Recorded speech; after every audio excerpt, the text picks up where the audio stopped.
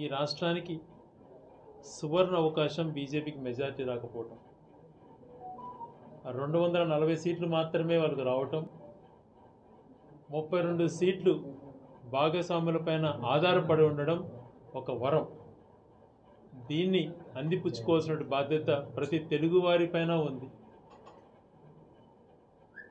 Unconditional సపోర్ట్లను క్యాబినెట్లో పదవుల కోసమో వాళ్ళకి ఈళ్ళైపోవడం సమంజసం కాదు.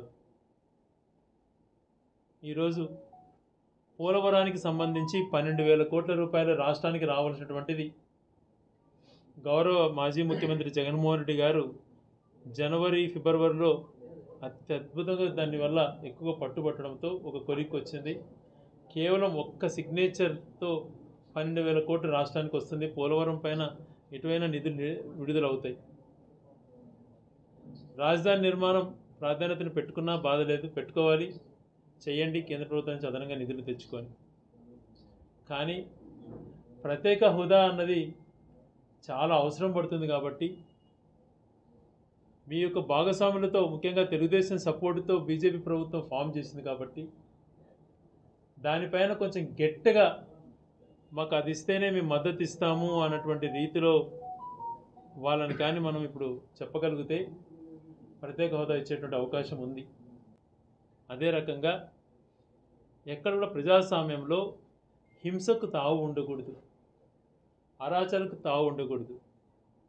ఈరోజు ఎలక్షన్ నోటిఫికేషన్ వచ్చింది అని చెప్పి ఏదైతే మేము భవనాలు ప్రారంభించామో, ఏదైతే డెవలప్మెంటల్ యాక్టివిటీస్ చేశామో ఆ బోర్డు ఎప్పుడు కూడా గతంలో ఎన్నడూ లేని విధంగా ఈసారి కొత్తగా ఎలక్షన్ కోడ్ ఉందని చెప్పి దాంట్లో అన్నిటికీ కూడా ముసుగులు వేశారు, పేపర్లు అతికించారు. బాధపడలేదు, ఎందుకు వేశారు అని చెప్పి ప్రశ్నించలేదు. ఇది ఎన్నికల కమిషన్ యొక్క ఇది ఆదేశం ఉండిండొచ్చు అని చెప్పి మేము దాని గురించి కూడా ఆలోచించలేదు.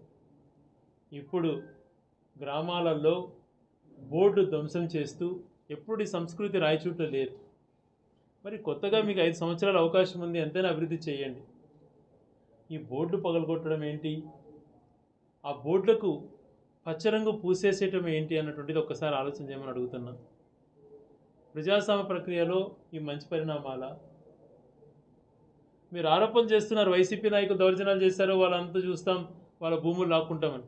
తప్పు చేసిన వాళ్ళు ఎవరైనా ఉన్నా ఇప్పుడు మీ చేతిలో ఫుల్ పరిస్థితి అధికారం ఉంది. మీ ఆఫీసర్స్ మీరు ఎవరైనా వేసుకొని మేము తప్పు చేసినట్టే ఏదైనా కూడా దొంగగా కానీ భూములు చేసి ఏదైనా వెనక్కి తీసేసుకోండి, ఎవరిదైనా సరే లెక్క పెట్టద్దు. తప్పు చేసి ఉండిండే, రూల్స్కి విరుద్ధంగా ఉండింటే ఏదైనా కూడా తీసేసుకోండి, మేమే సహకరిస్తాం. మీరు తప్పు ఉందని చెప్తే మీరు కూడా లాక్కోవడం అవసరం లే. ఒకవేళ మా కార్యకర్తలు ఉంటే వాళ్ళు ఇవ్వకపోయినా మీరు హ్యాండ్ ఓవర్ చేసుకోండి, మేము కూడా రిక్వెస్ట్ చేసుకుంటాం మా కార్యకర్తలను. స్వయంగా మావేమన్నా ఉంటే మేమే హ్యాండ్ ఓవర్ చేసేస్తాం. ఇంత ధైర్యంగా గతంలో ఎవరు చెప్పిండారేమో, ఎందుకంటే మేము తప్పు చేయలేదు కూడా ధైర్యంగా చెప్తున్నాం. అలా కాకుండా ఏదైతే ప్రోటోకాల్ ప్రకారం ప్రారంభోత్సవం చేసినటువంటి బిల్డింగ్స్కి రంగులు పూయడము, బిల్డింగ్స్కి రంగులు పూస్తే పూసారు, బోర్డులను రంగులు పూయడం అటువంటిది, శిలాఫలకాలకు రంగులు పూసి కనపడకుండా చేయడం అటువంటిది సమంజసం కాదు అని చెప్పి నేను అధికారులను కోరుతున్నా. జిల్లా కలెక్టర్ గారు స్పందించి దీనిపైన చర్యలు తీసుకోవాలని చెప్పి పత్రిక విలేకరుల ద్వారా తెలియజేస్తున్నా. సిబ్బ్యాలలో సచివాలయ భవనాలకు, ఆర్బీకే భవనాలను, హెల్త్ సెంటర్లు నిర్దాక్షిణంగా ఆ శిలాఫలకాలు ఏం చేస్తే దాన్ని పగలగొట్టితే ఏం ఆనందం వస్తుంది? అది అధికారంలో మేము ఉన్నప్పుడు, మా మాట చెల్లుబాటు అయినప్పుడు అధికారులను ఒత్తిడి చేసి మా కార్యకర్తలు నష్టపోయినా బిల్డింగ్స్ కట్టించాం. అది పర్మనెంట్గా ప్రజలకు ఉపయోగపడాలి ఆ వ్యవస్థ అని చెప్పి ఆలోచన చేశాం. ఆ బిల్డింగ్స్ కట్టారు కాబట్టి 50,000 రోడ్లు వేయకుండానే బోర్డులు పెట్టుకునే పరిస్థితులు ఎన్నో చోట్ల చూసాం. మేము ఎప్పుడు అటు చేయలేదు, ఆ చిన్న చిన్న వాటికి పెట్టుకోలేదు. ఒక మంచిది ఉపయోగకరంగా అయినటువంటిది ఉన్నప్పుడు, ప్రజలకు ఉపయోగపడేటువంటి బిల్డింగ్ ప్రభుత్వంలో జరిగినప్పుడు దానికి శిలాఫలకాలు వేస్తే దాన్ని ఈ రకంగా పోయి పెయింట్ పోయడము, శిలాఫలకాలకు పెయింట్ పోవడము అన్నటువంటిది ఎంతవరకు సమంజసం? ఒకవేళ పార్టీ కార్యాలయాలు, సచివాలయాలకు కానీ గవర్నమెంట్ బిల్డింగులకు కానీ వైఎస్ఆర్సీపీ కలర్గా మీకు కనిపించినప్పుడు మీరు ఏ కలర్ అయినా వేసుకోండి, మాకు అబ్జెక్షన్ లేదు. శిలాఫలకాలు పగలగొట్టడం, శిలాఫలకాల పైన రంగులు పోయటం ప్రజాస్వామ్యంలో సరైనటువంటిది కాదు అని చెప్పి ఇటు ప్రజాప్రతినిధులకు అలాగే అధికారులకు కూడా నేను చెప్తున్నాను. మీరు ఆరోపణలు చేశారు కదా, వైసీపీలో అక్రమాలు చేశారు అవి అని చెప్పి. మీ చేతిలో ఉన్న అక్రమాలు చేసి ఉండి ఎవరన్నా ప్రభుత్వ భూములు కానీ ప్రైవేటుకి సంబంధించిన న్యాయంగా ఉన్నటువంటి భూములు ఎవరన్నా తీసుకున్నా కానీ మీరు వెరిఫై చేసుకొని రికార్డ్స్ మీకు పక్కాగా ఉన్నాయని అధికారులు తెలిస్తే మీరు తీసేసుకోండి. ఒక్క నిమిషం కూడా ఆలోచన చేసుకోకండి. అలా దౌర్జన్యంగా కాదు, మీకు దాంట్లో న్యాయం ఉంటే.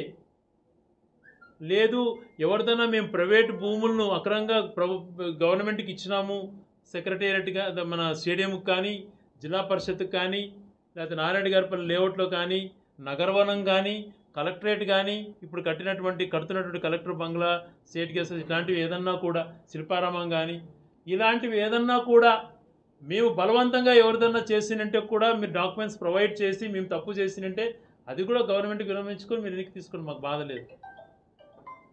ఎందుకన్నా ఎవరు చెప్పలేరు కదా రాజకీయ నాయకుడు. అలా కాకుండా ఏదో భయభ్రాంతులకు గురి చేస్తామంటే అది సరైనటువంటిది కాదు. ప్రతి కార్యకర్తకు తోడుగా ఉంటాను. నిజాయితీగా నిక్కచ్చిగా కొంతమందికి ఫోన్లలో బెదిరింపులు చేస్తున్నారు. తప్పు చేయకపోయినా తప్పు చేసిన వాళ్ళు దాడి చేసిన వాళ్ళపైన కేసులు పెట్టుకొని బాధ లేదు.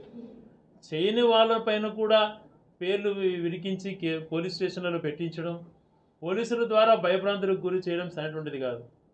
నేను పోలీసులకు కూడా చెప్తున్నాను, దీన్ని మీరు వ్యవస్థను కాపాడుకునే విధంగా మీకు ఎంత గౌరవం ఇచ్చానో 5 సంవత్సరాలు మీరు గుండెలపైన చేసుకోండి. పోలీస్ అధికారులు ఎంత స్వేచ్ఛగా మీరు బతికారో ఆలోచన చేసుకోండి. ఎంత స్వేచ్ఛగా మీ డ్యూటీని మీరు చేశారో ఒకసారి